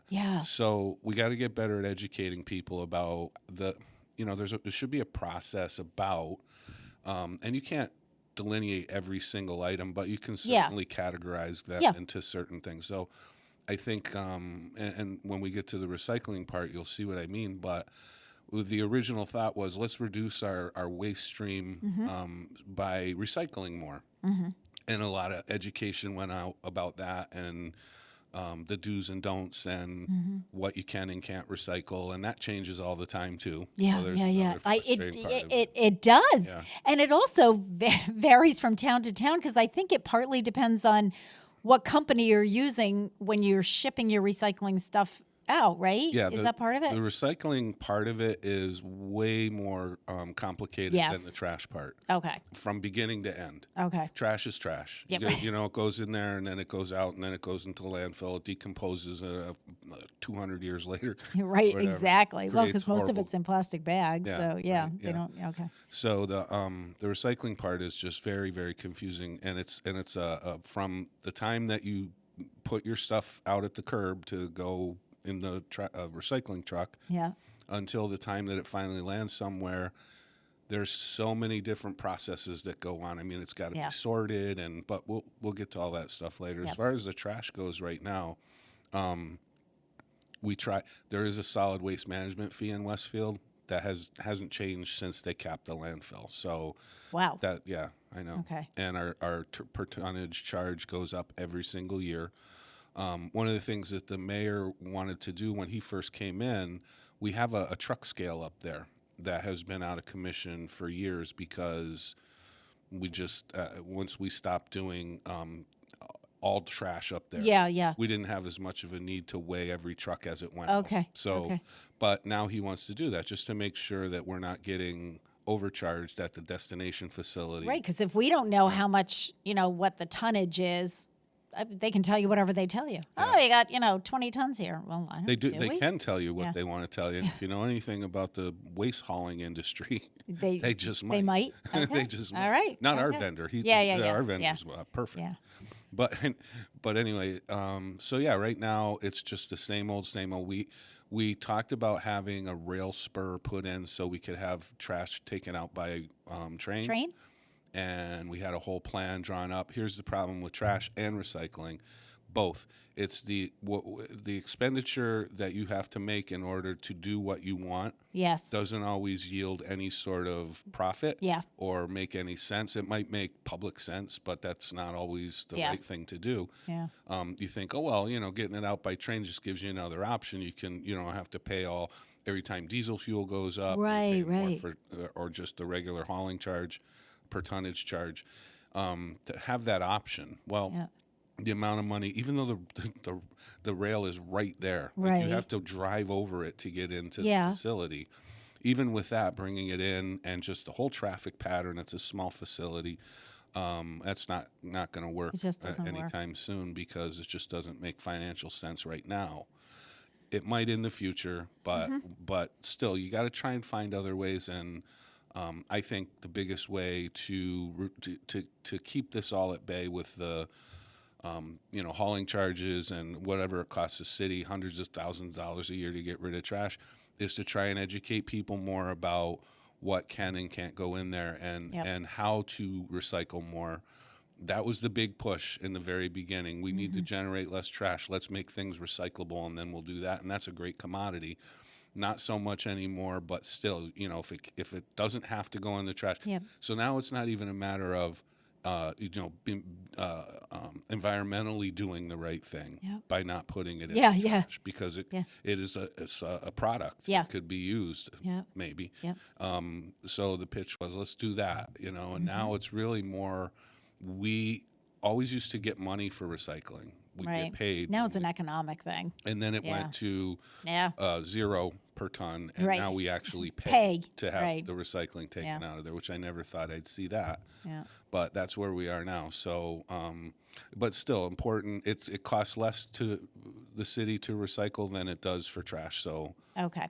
All right. Let's take a little break here. So because when we come back, one of the first thing I'm going to have you do is tell us what exactly can we put in the trash these days. So what are most people throwing away in the trash that is okay? Then we'll get into kind of the recycling piece of it. It is 7:38. You're listening to WSKB 89.5 FM radio for the Westfield masses and WCPC cable channel 15. If you're just joining me, my guest this morning is Joe Rouse from the Department of Public Health. This song is going out to our nurse. It's our gift from the Public Health Department. Today is Evelyn's 60th birthday. We're going to listen to the Beatles singing Birthday. This one is provided by the Barnes and Noble College Bookstore in the Ely Campus Center, offering Westfield State t-shirts, sweatshirts, and gift merchandise, all of your academic needs, and offering textbook materials in new, used, ebook, and rental formats. Available at the bookstore on campus or online at westfieldstate.bncollege.com. Hi, this is Harry Rock, host of Rock on Westfield every fourth Wednesday at 8 a.m. Tune in for my view of this place I call home. Community Radio. 89.5 WSKB. Live from Studio 120 at Westfield Technical Academy, this is WCPC Channel 15 and 89.5 FM, WSKB Westfield. Good morning, Westfield. It is 7:42. You're listening to WSKB 89.5 FM radio for the Westfield masses and WCPC cable channel 15. My name is Tina Gorman. I'm your Wake Up Wednesday host, and Joe Rouse is with me in the studio. Joe is Director of Public Health for the City of Westfield. We're talking trash today, so we're talking trash and a little bit about recycling as well. So, Joe, as you mentioned, I mean, there has been a push in the last several years to put less in your trash barrel and more in your recycle barrel. What exactly are people putting in their trash? Like, what are we supposed to be putting in our trash? So it really is, I mean, you got to think of stuff that, like soiled materials. Okay. Right? So, yes. You wipe the counter down and you Okay. clean up the spilled egg or whatever. Those Clorox wipes, they're in the trash. Right. Okay. Other than that, it's, certain plastics that can't be recycled have to go in there. And, you always got to look for that recycling symbol on any of the products. It's the triangle, right? Yeah, it's a triangle symbol. And it's horribly awful hard to find. It is. So it's usually on the bottom, but it's usually not a separate color. So if you've got a vision problem, it's tough. Yeah. Yeah. So, things like food waste right now, I know at home people are putting that's a large percentage of what goes into the trash. I'm just trying to think. And soon that will be changing, right? I mean, at some point it'll be changing. First, it'll change in restaurants, commercial settings and schools and stuff like that. And then I imagine eventually it'll go down the line to where they want you to do more composting or something. But okay. This area, it's not always very easy to do year round. So okay. But yeah, the household trash is I don't know about everybody else, but in my house, there's not a lot of trash. Well, and do you remember, and I can remember this like it was yesterday, we were doing the show by then when everybody got new trash barrels in Westfield, and the trash barrels were much smaller than the recycle barrels. Right. And people were going crazy. It's like, that's not big enough. I've got a family of 5. We're not, we're blah, blah, blah. I can remember the arguments and everything. And I got this big recycle thing, but I got this little trash barrel. I'm like with you. I mean, there are 3 of us, 3 adults living in my house, and we have maybe, on a bad week, we're generating 2 bags, just kitchen, not huge trash bag, just kitchen size. Yeah. 2 bags at the most. Sometimes it's only 1. My neighbor, we usually take our neighbor's trash down. They're older, and a lot of times Norm will call us the night before and say, "Don't even bother. I don't. There's only 1 little bag in there. Just we'll put it out next week or the week after." Yeah, I think same thing. It's probably every other week that I take my trash container out. Yeah. And the recycling container's 96 gallons, the trash container's 64 gallons. Okay, that was the difference. But you know what? I can't even imagine having that bigger container for trash because it would be once a month I would take it out. Yeah. So if you're recycling properly, then really, this is all. I see pretty much everything that goes into my trash can is kitchen-related waste. Yep. That's it. I mean, I don't tissues, used tissues and things like that. Yeah, like used. Food waste usually, unless it's something that can't go into the garbage disposal, just goes in there. But a lot of you can't put like steak bones in right. Yeah, garbage disposal. So anyway, I don't really take a lot from around the house otherwise and put it into the trash can that's in the kitchen. It seems like everything that's in there is related to either some sort of packaging that can't be recycled, food waste, plastic bags that you can't reuse for whatever reason. Yep. And that's another big part of it to try and the recycling program is pretty new in the great scheme of things in the history of trash. And right. Yeah. So it still needs to be tweaked, and I go over this all the time, whether it's going to meetings or training, conferences, whatever. And things will change eventually. It's going to take a long time to get there because, like what I said, it's antiquated right now. The way we get rid of our recycling is the same way we get rid of our trash. And the problem with that is that there's a lot of recycling, and it has to be sorted. Yeah. So you can't just say, oh, and like what you said, some people put plastic bags in there. That's not supposed to go. Right. Right now, because of the technology, although it's changing slowly but surely, that's hand sorted when it gets to the destination. That's amazing to me. I can't imagine how long that takes. They're trying to use robotics now. Yeah. Magnets and things that'll extract metal. So. Yep. But we're a long way from there. So what we have to do is kind of refocus, make sure that, and like I said to you on the break, I'm headed over after this to the Mass Recycle facility in Springfield to pick up informational material, whether it's to be posted up at the transfer station or given out to residents. I can't remember exactly all the things we got, but there's everybody. The panacea of the recycling world isn't what everybody thinks it is. So I don't want to talk down about recycling, but there is still a lot of changes that need to be made. Yeah. Sometimes you get contamination in the recycling stream from a recycle material, so the bottle itself may be recyclable, but the adhesive used on the label to put on the bottle. Oh my goodness! Right? I never thought of that. And it's a big deal. Wow. There's industry now has to focus more on making true recyclable products. Yeah. And being able to say that this is 100% recyclable. Yep. And that there is no potential for contamination from an adhesive used to put the label on the water bottle. Oh my goodness.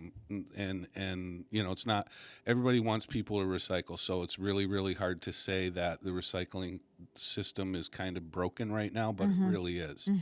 And so there's a whole bunch of things. I mean, people have to take charge of certain changes as well. It can't all come from the top a lot of times. But it's just more of educating them that, there's different ways. We always say reduce, reuse, recycle. Right. Well, I say compost is when compostable containers, there's companies right now in the food industry that use them exclusively. Really? So but it's a double-edged sword, again, because what you have is a compostable container that's going to go in the trash, that's going to go into a landfill, that's going to take a certain period of time to break down and produce methane gas. So there's that, but they do break down a lot quicker. They try and do, most of those containers will compost within 90 days. What would be even better is if people in their own homes started doing more composting, so that when you have these compostable containers or food waste or anything like that, and there's going to be a big push for this in the not too distant future, that you put these in your compost bin and maintain it the way you're supposed to. I had a compost bin one time before I started working for the city, and it was a mess because I didn't know what I was doing. Yeah, I was going to say, you know what, that was going to be my point, Joe, is that I think composting is great, but it's not, you have to know what you're doing. I mean, it's not, you can't just okay, we're just going to throw everything out, you have to turn things, and, there's a process to it. It's not impossible. It's not difficult. It's just a matter of educating people as to how to do some of those things. Yep, and, so you have to have the industry change the way that these products are made, because they do have a value. All of these things, the plastics and the things that can be recycled and made into a different, it's a commodity. It has value. Yep. But the value diminishes the more the sorting process is complicated. Well, if you remember, Joe, when we first started recycling years ago, and I live in West Springfield, I don't think this was unique to our town or to Westfield or whatever, but remember we had to sort things. So you had a glass in one, plastic in another, and then paper and cardboard in another. And then, there was this big thing of you could just throw it all together. Well, I think part of that was we'll make it easier for people so they'll buy into it, better. But I also think that I don't know. I'm not so sure that was the best idea. Well, again, especially in listening to the fact that somebody's got to sort through all this stuff by hand. Yeah, I mean, yeah. So so again, we're back to the original intent of recycling was to be environmentally correct. Right. Well, there's environmentally correct and there's economically correct, and not the train. Never the twain shall meet. Right. So you gotta. What happened was when we went single stream, it made it easier for people. We had wheeled containers. You don't have to tug these bins. Remember out the bins? To the curb that are full of newspapers that weighs 50 pounds. But that's when we saw our costs starting to go up. So as soon as we got to single stream, even more sorting needs to be done. Very little sorting needs to be done with paper and cardboard. Yeah. It is what it is. Yeah. But when you get into containers and you get into all these little other kinds of plastics that I find the plastics to be really confusing. Mm-hmm. You know, you got to find, and then remember we have that number system. Is it a 1 or a 2 or a 6 or a 10 or whatever the heck it is? And it's like, I open up a thing of cookies and it's like, okay, can this packaging thing, I know the outside thing that's going in the trash, is this recyclable? Like where does this fall on the plastic scale? But at least when people had to separate it out, I think there was no bin for plastic bags. So you know what I mean? I think if you don't have a bin for something like that, it's like, okay, well that can't be recycled then. Mm-hmm. Now I think it's too easy to just say, oh, not really sure. I think this looks like it can be recycled to me, so in it goes, whether it can or it can't. And yeah, unfortunately, it's sad to say that in the real world of recycling, sometimes if you're not sure if it should be recycled, it's better off in the trash, quite honestly. Yeah, I agree with you. Because of that sorting process and how difficult it is. The other thing is, too, not only industry making things 100% recyclable, none of the stuff that's a tricky, labels and the adhesives and whatever. I mean, there's other products out there in the world like mercury. Mercury is a very big commodity, but it's also a huge neurotoxin. Yeah. So there's that trade-off. Like, we can't handle it even though we need it, we want it, but forget it. Yeah. So the other thing is with the trash and diverting things and recycling as well, the reusable products. So that's the other one. Yeah. We go back to, I don't know about reduce, but I do know about reuse. Mm-hmm. And I think that's, especially if it's a reusable product that's also 100% recyclable. Mm-hmm. If we don't get to those two things within the next 5, 6, 7 years, we're in trouble. Yeah. And not just the city of Westfield. I mean, there's global. There's not a lot of recycling facilities. There's not, like I said, the technology is coming to do the sorting instead of it being by hand. But that's not going to be at peak level for quite some time. So it really just then boils down, again, like what I said, back to educating people about and making it, and for manufacturers, make it less confusing for people, like what you were saying. Yeah. Like, hey, can we just get to a point where if it's plastic, it's recyclable? Right. Why does it have to be a certain kind of plastic? Why can't and 100% recyclable. So when they're sorting through at a facility and they see a plastic container, they go, well, there you go. Okay. That's it. Yeah. But I don't know. We're a long way from there. I'm not discouraged about the recycling program, but something's got to give at some point because we're just bleeding money. And, these things are winding up in places where they shouldn't. Yeah. And I think, Joe, you you mentioned this before, but I'm not sure that people really got this. So there was a time, let's go back to the dollars and cents of this. There was a time when the city was getting paid for their recycling materials. Like they would send their recycling materials, whatever, and they were actually making money off of that. Yes. And then, because I remember I watched this metamorphosis, and then it was kind of like we weren't really getting paid, so it was kind of like a zero thing. So, okay, you got that. But now the city's actually having to pay, not just for trash, but also for recycling. And that's not unique to Westfield, folks. That's because there just aren't enough recycling facilities. It's supply and demand, I guess, right? Yeah, and again, it's back to the sorting procedure. It's really the most cumbersome part of the process. And when you go single stream, and now you have everything in there all together, especially with paper in there, it's hard to sort. Yeah. I mean, you figure if you have a certain percentage of newspapers that are in there, you can't just, if you're sorting by hand, you got to move these things out of the way. It's not just a clear visual thing anymore. It blows me away that there's... It's the only way to do it. So when we went single stream, and that was the city's decision to do that, we weren't mandated to. It was to make it easier for people to recycle, to keep things out of the trash. And that was the mentality at the time. How many years ago? 12 years ago? Yeah. Something like that.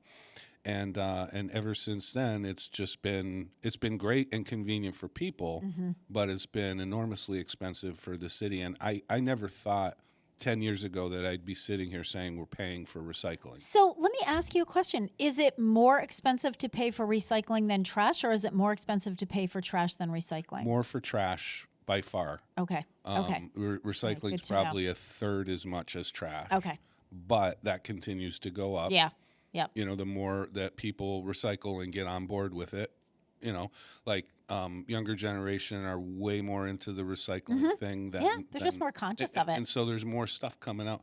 There's less reusing of material going on. Yep. There's a lot of products available that people just want that convenience of, I'm just going to buy this, and then when I'm done with it, it's going to go in the recycle bin. Yep. And that may or may not be the best thing right now. It's not optimal. It's still good. I am noticing a trend, and I don't know if you have as well, Jill, but I am noticing a trend, especially at the grocery store, with some of the items that I typically buy. I was having trouble finding them, and it's because the packaging is different. And I have noticed a trend in some of the manufacturers trying to, or some of the food manufacturers trying to not package things up as much as they used to. I used to go to Costco, and we use a lot of mixed nuts. And I was there a few months ago. I'm like, where the heck are they? Well, because they were always in these big plastic jars, which were great. And now they're in bags, and it's much less. I mix my nuts. I mix salted and unsalted, so I'll put them in a big pot, mix them up. And then, so I've kept all of those jars that they used to, and so they are being like reused all over the place. That's great. And I said to my family, do not put these in the recycle bin because I need them. Like, we are just going to keep using them for the next 10 years because they don't make them anymore. Tina's hoarding. I know. No, not hoarding, but I'm just, because you can't, I'm not collecting anymore because there aren't any. They don't make them anymore. Yeah. But on the flip side, I think that was a really good thing to do, because when I take them out of the bag now, like the bag is, like this much compared to the jar, which was like this, you know what I mean? And I'm just throwing this little thing in the trash. Exactly. I've noticed that with several different food products that, they're trying to scale back on. Sometimes it was everything, things were like triple bagged and packaged, and it's like, really, is this necessary? Well, I mean, one example, a great one, McDonald's. Yeah. So they went from styrofoam, horrible containers, not only a carcinogen with hot foods, but also non-biodegradable, and they went from that to now where they're doing compostable containers. Not all of them. Yep. They still have stuff wrapped in paper. Yep. But those cardboard containers are, I don't know about all locations yet, but they are in the market for that. They buy compostable containers. There you go. So it's all up to the company to do the right thing, and we only can, you take what you can get. Right. And support those companies that are doing the right thing. Yep. All right, we're going to have to wrap it up because I see Harry Rock is waiting in the wings with his guest. You're listening to WSKB 89.5 FM radio for the Westfield masses and WCPC cable channel 15. So, Pete, I'm hoping, because I blew through that last thing, but I'm hoping you're going to play my song. So this is just for Joe, because we were talking trash, and it's Oscar the Grouch singing I Love Trash from Sesame Street. Have a great one. Stay healthy. Okay. I've waited long enough, and now the time has come. Oscar, what are you doing anyway? What does it look like I'm doing, Bob? Well, it looks like you're, making a mess. I'm getting ready to sing my song, so I'm throwing out all my trash onto the sidewalk. Isn't it beautiful? Well, I wouldn't say it's exactly beautiful, Oscar. Well, I would. Just look at it all. What a beautiful junky mess of rotten, rusty, mangy, musty, crummy, beautiful trash. Oh, I love trash. Anything dirty or dingy or dusty. Anything ragged or rotten or rusty. Yes, I love trash. If you really want to see something trashy, look at this. I have here a sneaker that's tattered and worn. It's all full of holes and the laces are torn. A gift from my mother the day I was born. I love it because it's trash. Oh, I love trash. Anything dirty or dingy or dusty. Anything ragged or rotten or rusty. Yes, I love trash. Here's some more rotten stuff. I I have here some newspaper, 13 months old. I've wrapped this inside it, it's smelly and old. But I wouldn't trade it for a big pot of gold. I love it because it's trash. Yes, I love trash. Anything dirty or dingy or dusty. Anything ragged or rotten or rusty. Yes, I love trash. Now look at this restless junk. I've a clock that won't work and an old telephone, a broken umbrella, a rusty trombone, and I am delighted to call them my own. I love them because they're trash. Oh, I love trash. Anything dirty or dingy or dusty, anything ragged or rotten or rusty. Yes, I love trash.